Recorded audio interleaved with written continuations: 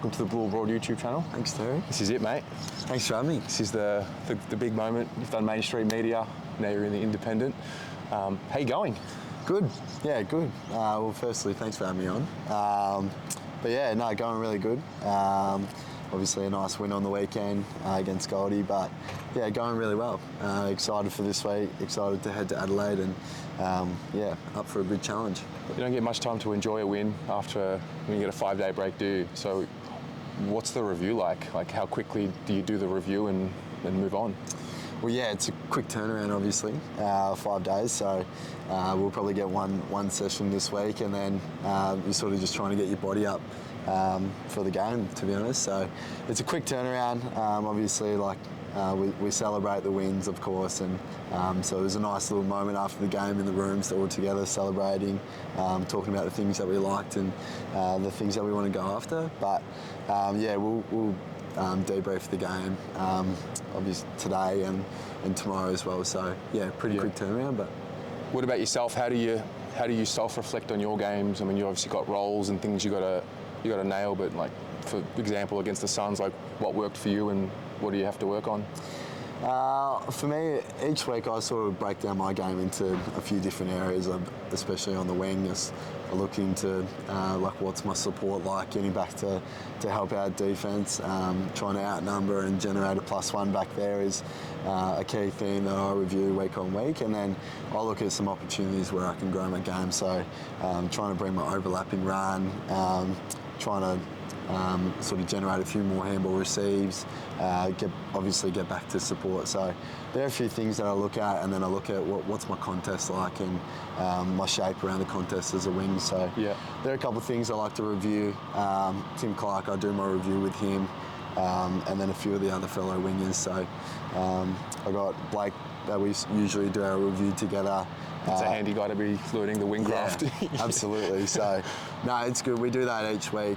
Try and get in early the week and do it. So, yeah, it's good. Now, lifelong blue bagger. Yep. What's it like being the fan? You know, when you're a Carlton fan, you're not just a normal fan. You're passionate, and there's certain things that make us unique. What's it like growing up?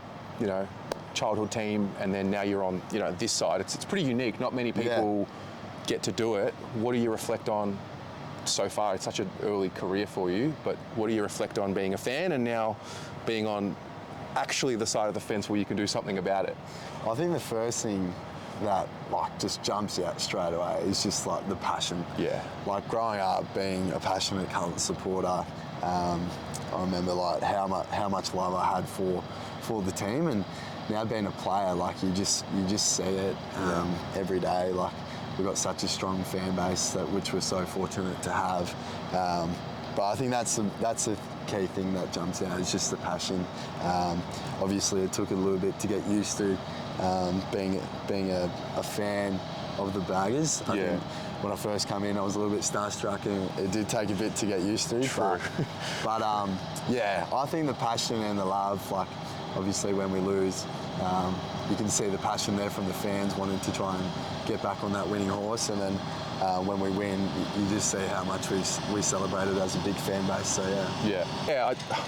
I guess most of us, you know, everyone that's probably watching this will be on this side of the fence. Like that passion it's interesting. Like working in the space as well. Yeah. I see it.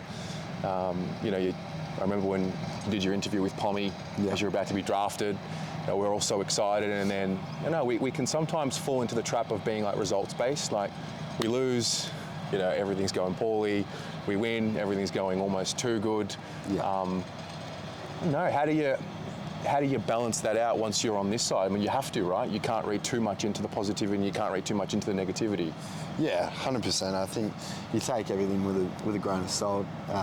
Obviously, like once you're inside the four walls, you live and breathe the values on what you actually want to go out and produce on the field, and then we come back and we review what we actually really care about. And a lot of that comes down to making someone else better and making your teammates better. And fortunately, get to be out there and play a role where I'm connecting so often with the half backs and the half forwards, so and the mids of course as well. But yeah, I think obviously, like I was saying, like you just sort of take it with a grain of salt. Like you win and you enjoy it, you soak it up, and then when you lose, you get look to where you need to grow your game. And yeah, we do that every week, and I think yeah, as a passionate fan base, you just got to take it all with a grain of salt. It's what makes us unique. Yeah, The passion, no doubt. What's the greatest thing you've learnt about the club from being a fan to being a player? Greatest thing that I've learnt. Gee, I don't know. I think maybe the small things on like how much we actually can make a difference to a family or a person's life or a little kid's life. So I think like the little opportunities that we get when we have our open training sessions to be able to go over and say hello and meet our fans. I think those little opportunities that you get, I think you don't get really anywhere else.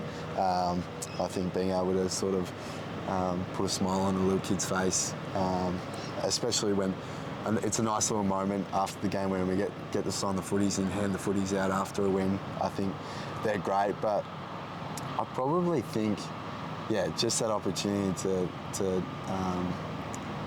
sort of give back to the community, I think is something that I've really enjoyed. It's quite interesting when you play a sport and you bring so much joy to people. I mean, even the, you know, when there's frustration, I mean, for people to care so much that you play in a game that you love is what makes the sport so beautiful, whether it's footy or any sport. So that's interesting. Yeah. Did you have any core memories as a fan, like a specific game or a specific moment that really stand out to you?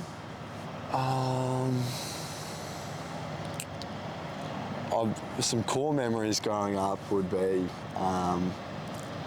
as a kid growing up in Albury Woodong, you lived and breathed for the weekends during the winter time. I remember we had an open fire pit back at home in Wodonga, and I just remember cuddling up in the beanbag, having the fire going and watching the Blues on a Friday night.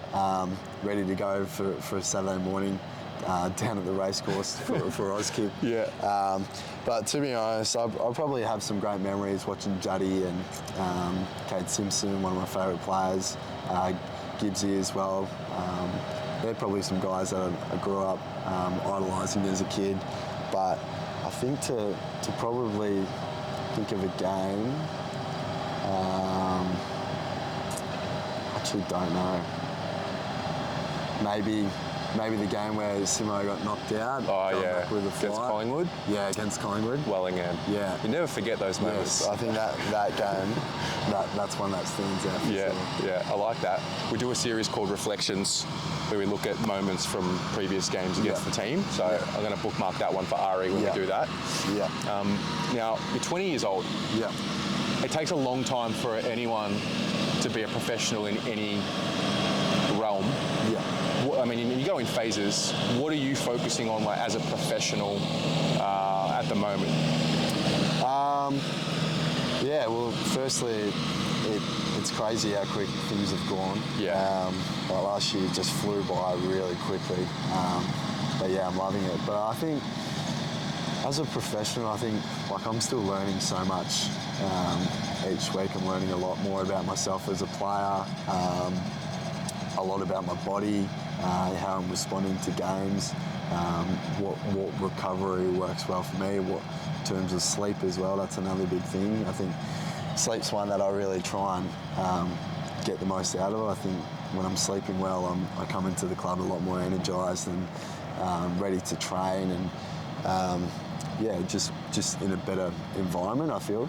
But I think even just we do a lot of work here at the footy club at tapping into the mindset aspect, and probably the last sort of couple of months I really try to work with our club psych and grow some areas in there on how I can sort of, when I'm out in the field, when things aren't going great, what are some sort of skills that I can go out there and get myself back into the mind frame of what matters most to me out on the field, and what can I control. So There are probably a few things that I'm sort of tapping into a little bit now and trying to grow a little bit more and be a bit more of a professional at. I think Cripper's really good in that space.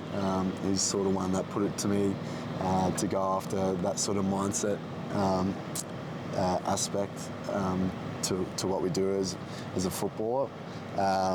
But yeah, there's still so much that I'm learning. So much. I mean, whether you're a footballer or whatever, a lawyer, a doctor, anything. I mean, I don't even think I figured it out like to a base level until I was 25, 26, and even then you're still learning. Yeah. But I think for you it's so interesting. You know, first year last year, I think we all, you look at a first year player like, just there's no pressure. Then you're unique because I think you're almost, it's like you're a senior player all of a sudden. It can be hard to sometimes remember that you're still 20, you're in your second year. Like this is that phase of your life and your career where like you have to learn by making mistakes and so that's really interesting to hear you speak like that. Who would you say you draw a lot of inspiration from when it comes to that maturity and just keeping yourself level-headed? I think Doc's definitely one in terms of like off-field. Well, at the moment it's more so off-field because he's obviously in rehab, but I think in terms of like resilience and probably having a little bit more perspective, Doc's definitely one that I try and gravitate to, of course. He's been an unbelievable player and the resilience he's had to show throughout his career has been incredible. So I think he's definitely one. Walshy's another one, obviously, an on and off-field leader.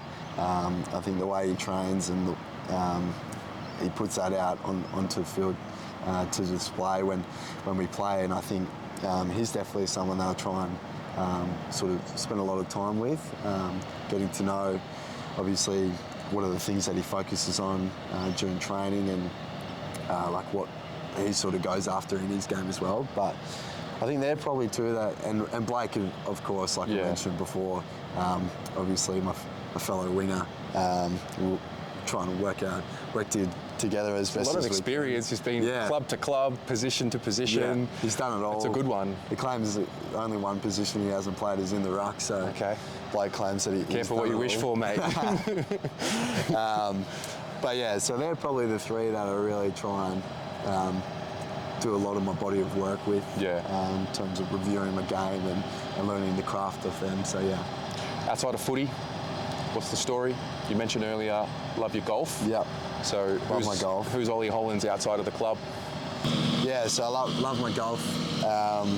Try and get out once a week. I think the best thing about getting out and playing golf, I feel, is you get 3 to 4 hours of spending time with your mates, and you get to just switch off from footy and sort of lock in and just have a bit of fun, a bit of banter. Obviously, it happens out on the golf course, and a few little mini games goes on around the golf course. But I love my golf. I love spending time with my family, friends. I live with Elijah. We live around the corner. We spend a lot of time together. So a lot of time sort of trying to get away from footy, I think. Obviously, it's a full-time job, of course, and can be very full-on sometimes. So it's nice to be able to come into the club and put all my attention and focus into footy, and then when we're away from the club, nice to switch off. You have to direct my attention somewhere else. So, yeah. Elijah, you touched on him. Yeah. How good is it having your brother around? Well, I don't know. Yeah. It's your brother, so there's always a unique relationship there.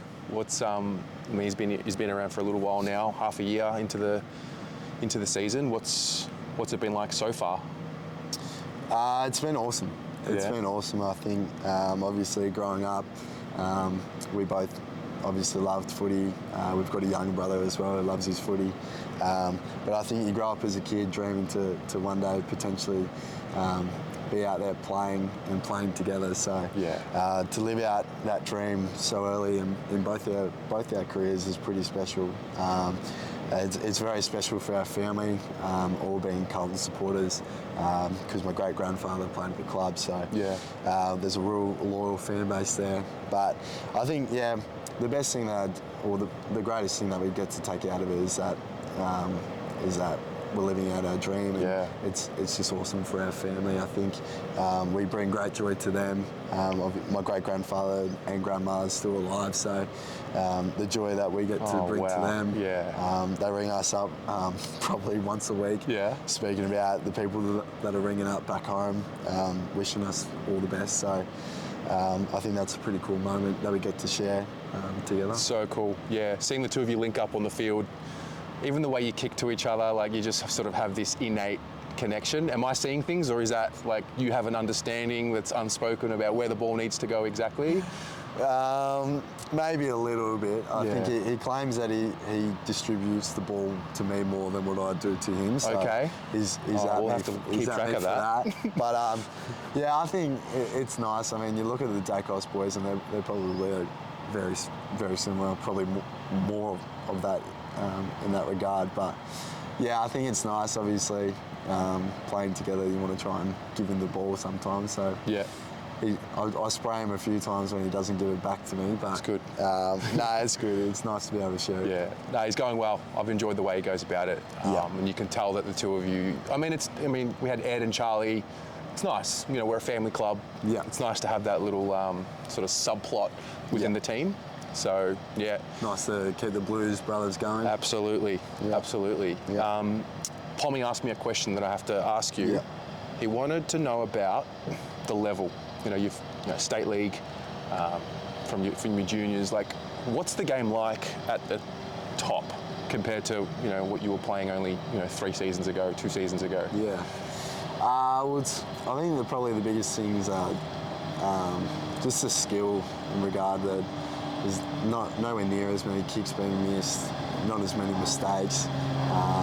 If there is a mistake, usually someone's there to clean it up. Yeah. I think in terms of obviously the physical demand, it's a lot more physical, and obviously you got mature age men out in the field.